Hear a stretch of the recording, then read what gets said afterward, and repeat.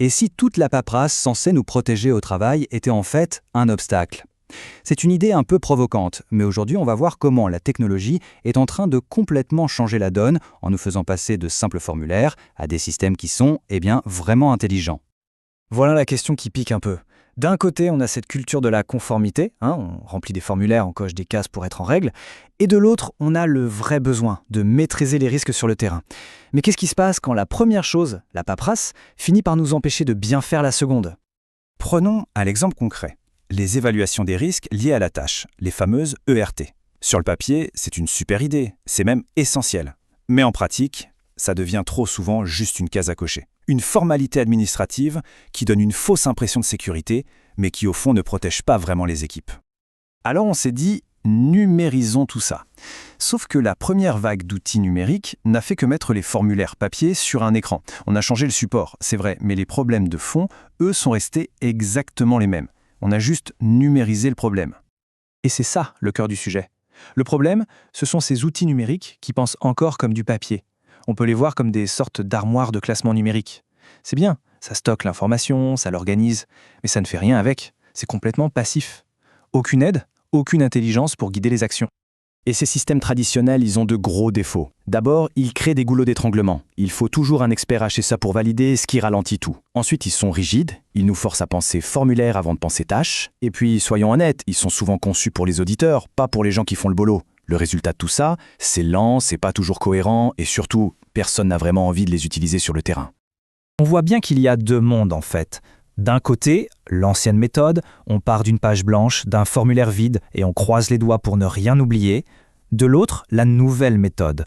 On est dans une collaboration. L'opérateur donne juste quelques infos sur ce qu'il va faire et le système l'aide activement à bâtir son plan de sécurité. C'est un changement total de philosophie. On assiste donc à une vraie révolution, un changement de paradigme. L'objectif, ce n'est plus la saisie de données pour la saisie de données, non. L'objectif, c'est l'aide à la décision. On conçoit la technologie en partant de la tâche à accomplir et plus du tout du formulaire à remplir. Et là, une nouvelle image vient remplacer l'ancienne. Si avant on avait une armoire de classement, maintenant on a un GPS pour la sécurité. La différence est énorme. Un GPS ne se contente pas de stocker une carte, il utilise les données, le contexte et il guide activement pour arriver à bon port, en toute sécurité. D'accord, mais alors, en pratique, comment ça fonctionne cet assistant de sécurité intelligent? En fait, c'est incroyablement simple. Ça se passe en 4 étapes. 1. L'opérateur décrit sa mission. 2. Le système analyse tout ça et propose des mesures de sécurité adaptées. 3. L'opérateur regarde, ajuste si besoin et valide. Et 4. C'est fait, un plan d'action clair est généré, prêt à l'emploi. On ne subit plus l'administratif, on le pilote. Et la vraie magie, si on peut dire, elle est là, dans ce qu'on appelle les connaissances HSE intégrées. Ce n'est plus juste un formulaire. Le système contient des bibliothèques de danger, des bonnes pratiques, des logiques de décision.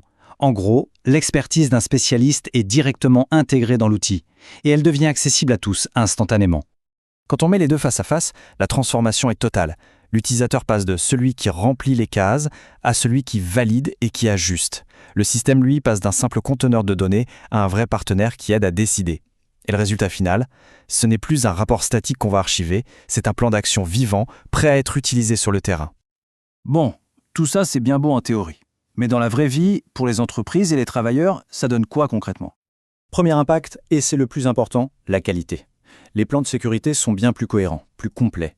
Le système capitalise sur les meilleures pratiques, ce qui veut dire que chaque plan bénéficie de l'intelligence collective de l'entreprise. On a un niveau de sécurité élevé et constant, même quand il n'y a pas d'expert à côté. Deuxième impact, la vitesse. La sécurité ne doit pas être un frein. Quand créer un plan de sécurité prend quelques minutes au lieu de plusieurs heures, ça change tout. Ça s'intègre naturellement dans le flux de travail au lieu de le bloquer.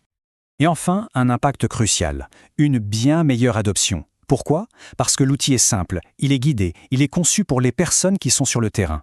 Et c'est ça qui permet enfin de sortir de cette culture de la case à cocher et de rendre la sécurité utile pour tout le monde.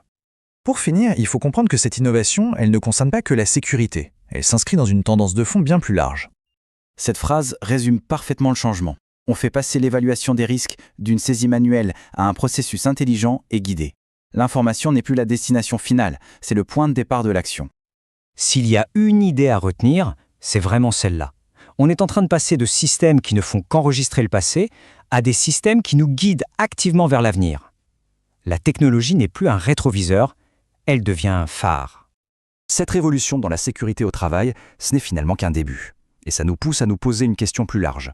Dans nos métiers, quelles sont les prochaines armoires de classement qui n'attendent qu'à devenir des GPS? Quels autres processus lourds et administratifs pourraient être transformés par cette approche de guidage intelligent? La question est ouverte.